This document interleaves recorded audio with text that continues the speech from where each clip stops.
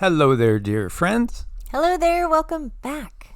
Welcome back, guys. We missed you. We do. We miss you like every day. That's why we're here.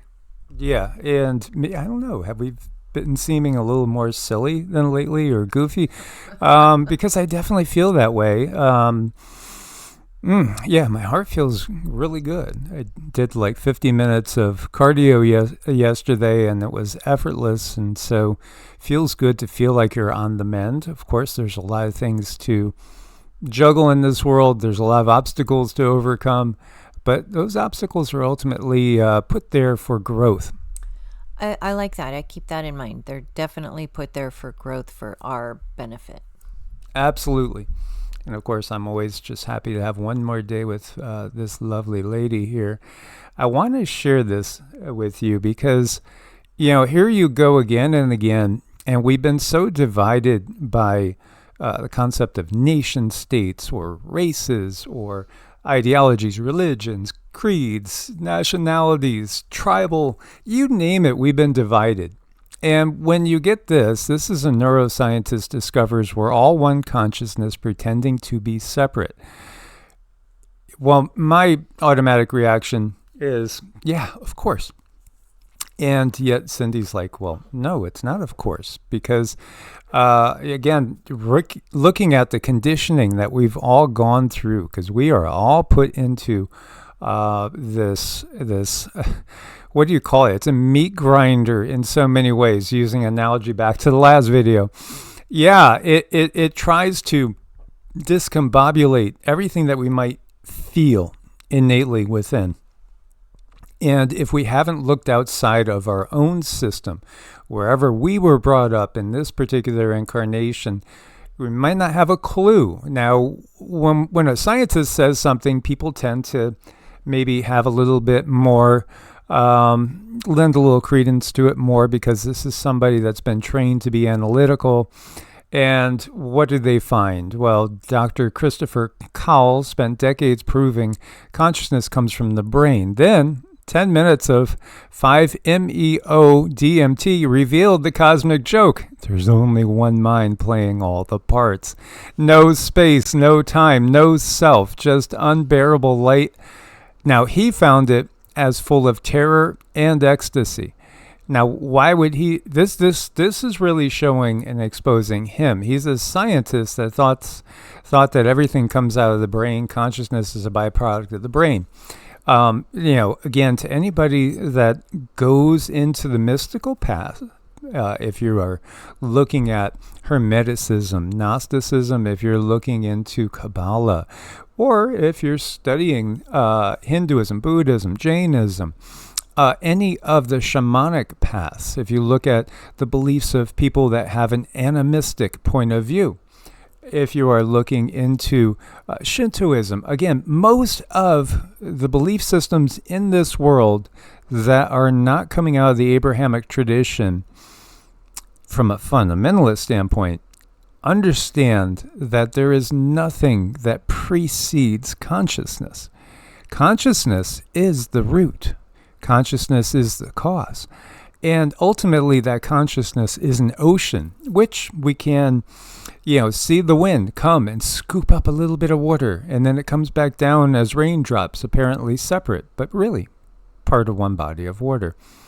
Now, when he sees unbearable light full of terror and ecstasy, he's going to the extremes. That's because he hasn't, in this life, worked on understanding the bigger picture. And yes, I do think one of the things that we're called to do more than almost anything else is working on our own fears, because that's what we're trying to overcome here. Love is expansive. Love brings together. When you feel energies of compassion, you might feel yourself drifting outwards. When you feel terror, what do? You feel your energy field contract. And it gives us the feeling of isolation and that there's something out there to get us. But when we understand that all that's really out there is us, then it starts to change. And then we could have this, I think of the phrase, an unbearable lightness of being. And this is what Krishna embodied. Krishna was playful. Krishna could play jokes on just about everybody. He loved to play jokes on his mom all the time. He was a little prankster. And we are told that he's an incarnation of Vishnu. Again, I think the way we can look at this in light is say somebody that has the heart and mindset of the original creation and creator. So what did this neuroscientist found? He became everything that existed. His revelation, you're not in the universe, you are the universe, experiencing itself through 8 billion people, 8 billion viewpoints. It's actually way more than that. It's an inconceivable number. Reality just got a lot weirder. Well, no, I mean, if you, again, study the Sanatana Dharma, Buddhism, Hinduism, Jainism, all the Eastern philosophies, if you look at the belief systems of most of the Aboriginal people around the planet, they understand all this. The only reason we don't is because we've been in a system with the point of view of distorting everything that is taken as a of course in the rest of the world. So again, this is just a byproduct of a system that is being exposed. So I just wanted to share that with you guys, and here is the clip. So what happens when one of the world's top neuroscientists takes the strongest psychedelic known to humanity, and after decades of studying how consciousness comes from only the brain, this is how one 10-minute psychedelic trip changed everything. World-renowned scientist Dr. Christoph Koch is known for developing models of consciousness and how that integrates with reality. And so, when he inhaled 5-MeO-DMT, the strongest known psychedelic on the planet, his entire worldview on consciousness shattered. He says during the trip that there was no concept of space, time, memory, or even himself, and that there was just unbearable light full of terror and ecstasy, where he says he became the universe. And this connects back to his concept called the integrated information theory, basically saying how consciousness does not only come from the brain, but it comes from how connected we are. So the example is, imagine if you're in a group chat where everyone is talking, it's very chaotic, and no one is listening. So that's what we call low connection, versus high connection, which is when everyone is deeply listening and responding to each other. So the more your brain is connected to a system, the more conscious it is. So in the integrated information theory, if two systems, you and the universe, become more connected, you just don't stay separate. You merge and become one consciousness. Key takeaway here is Dr. Christoph says that consciousness is reality experiencing itself. So what happened? So, I mean, it's so simple when we understand it. And yet it's so mind-blowing, and yet it is so freeing. There's nothing to fear. That's the bottom line. There's nothing to fear. If there's nothing to fear, the system just collapses and crumbles. When it's time, but I still think that we're not at that time yet. Humanity is still exploring itself. So if it's still exploring itself, then we should be in a place of, okay, let's try to figure myself out. What are the things that are keeping us separated? And the number one thing that keeps us separated still is unresolved trauma. So that's how I know that humanity is not there yet. Fear of vulnerability is another thing that keeps us separated. So many people being hurt and rejected and judged or misunderstood in their life, then they tend to not want to come together, or they're afraid to come together and be around other people because they don't want to feel that hurt.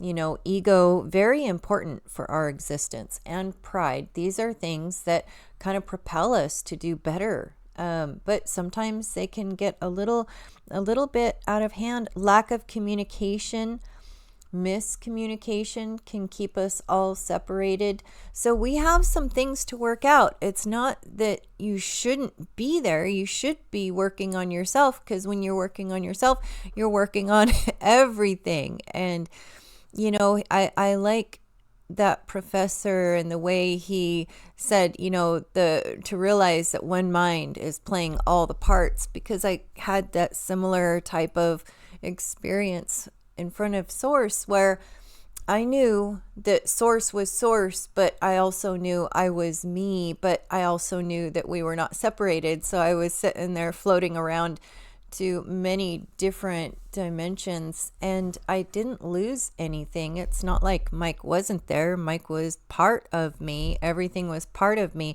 So I think what we have the problem we have is, I guess, we're lacking the right words to explain our experiences. But when you realize that all rivers lead to the same ocean, whatever you're going through in life, whatever bumps and bangs and bruises that you have, those are for your growth. And when you see that, that does take some tinge away. It does take some pain away. But let's face it, bad things happen and they are horrible. And since my experience, it makes it a bit harder for me to sit in my own pain, because when I had my experience, I was shown that all of my pain was really for my growth, and all of my pain was inverse on the other side. So all of my pain turned into love. So now when I can't sit with it, now when something bad happens to me, or what I perceive to be bad, I cannot just sit with it. I have to remember, because I had that experience, okay, this is for my growth. And guess what? Sometimes that makes me really angry. Sometimes it's like, oh, I want to sit with this thing, but I've had this experience. So I guess in that sense, it changed me that way. So, but you know, it's a big ocean of consciousness out there, and we all have some exploring to do. Absolutely. And we come together in our soul groups, our soul family and soul tribes. You can see these little guys are grouping as they feel, and they come and get next to the ones that they resonate with the most. We are all one. Only egos, beliefs, and fears separate us. Absolutely. Absolutely. Again, Sanatana Dharma, the eternal ideal way of life. How is that? What is that way of life? It's whatever it looks like for you. That's the beauty of it. Whatever feels right, whatever brings joy to you. It's said again that Vishnu, the creator, is dreaming the universe into creation. Ultimately, you know, there's nothing more tangible and real than our thoughts. So again, even though it might seem like outside forces are controlling this dark matrix that we are in, it's really all about how do we respond to it. And if we keep going through it, instead of fostering negative fear-based reactions, if we keep putting out there high vibe love and compassion and understanding for every person that's going through a slightly different version of this reality, then that's going to draw us upwards and onwards into a much better reality for the whole. You know, and I really think that we want to take all the vibrations into account too. Without the low vibrations, we don't know what the high vibrations feel like. So it's our ability to bounce from very high to very low, back to very high, and say, hey, I'd rather be here, really. But we still have to work through some things, and that's okay too. No shame in working through your stuff.